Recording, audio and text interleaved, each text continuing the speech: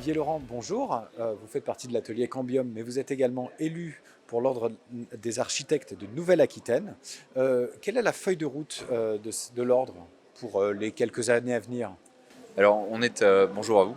On est à mi-parcours du mandat aujourd'hui et la feuille de route de l'Ordre des architectes s'oriente sur une ouverture de la profession à un certain nombre de nos partenaires, à commencer par les avocats, avec une action intitulée Ville de demain, qui a créé une sorte de think tank sur toutes les préoccupations qui peuvent croiser l'objectif d'une meilleure qualité de construction, d'un meilleur aménagement du territoire et de la création de logements aussi beaucoup plus vertueux.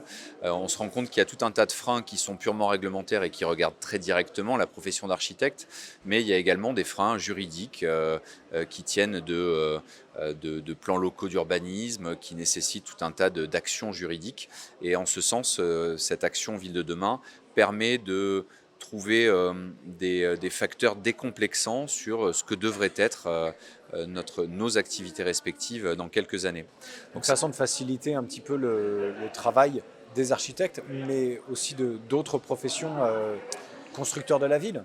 Je alors pense aux oui, aménageurs, évidemment, notamment. à l'évidence, ce que nous entreprenons rejaillira incontestablement sur les opérateurs, les aménageurs, les opérateurs, les promoteurs immobiliers.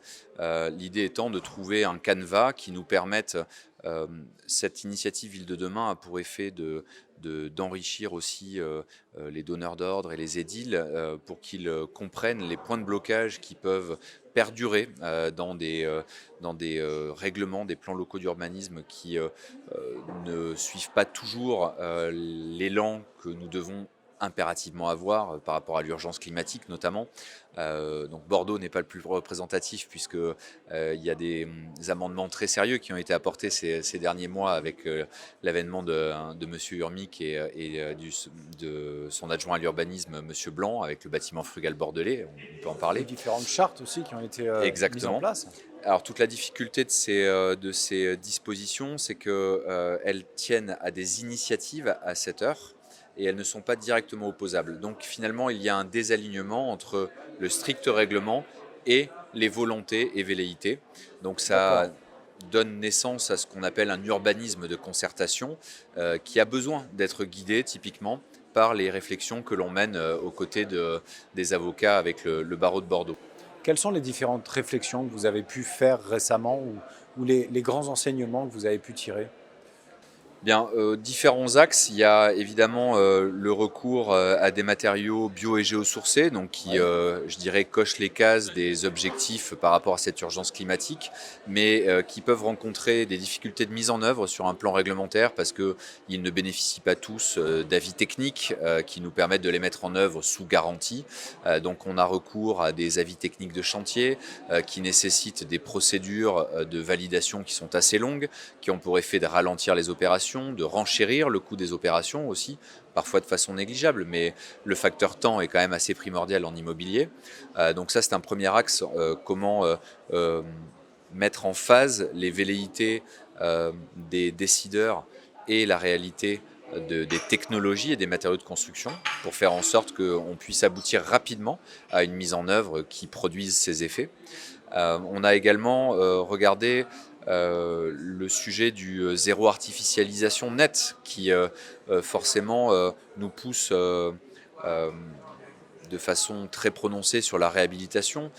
Donc il y a différentes typologies de bâtiments, tout ce qu'on va trouver avant 1900 avec des systèmes constructifs qui ne peuvent pas toujours supporter une densification à l'extrême, ou alors des territoires, pour vous livrer un exemple, on est à Bordeaux aujourd'hui. Pensez aux friches particulièrement. Alors, les friches, mais il y a différentes formes de friches. C'est-à-dire que j'allais vous parler du quartier Mériadec à Bordeaux, qui n'est pas une friche, mais qui est un urbanisme des années 60 et 70, qui était résolument tourné vers le tertiaire, avec des surfaces commerciales très importantes, avec des volumes de bureaux qui étaient assez développés, et qui occupe la ville-centre de Bordeaux et qui donne une opportunité finalement de changer d'usage, de transformer ses bureaux en logements, de résorber par moments certaines activités commerciales qui ont décliné ou qui trouvent leur place sous un autre format.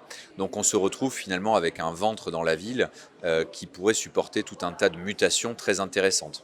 Donc au travers des réflexions menées avec les avocats, on s'attache à donner des projections, des idées aux politiques pour pouvoir être facilitateurs à un moment ou à un autre de ces mutations qui ne sont pas toujours évidentes sur le papier. D'accord. Olivier Laurent, merci beaucoup pour votre témoignage Voilà. Je vous en prie. et bon forum des projets urbains à vous. Merci beaucoup.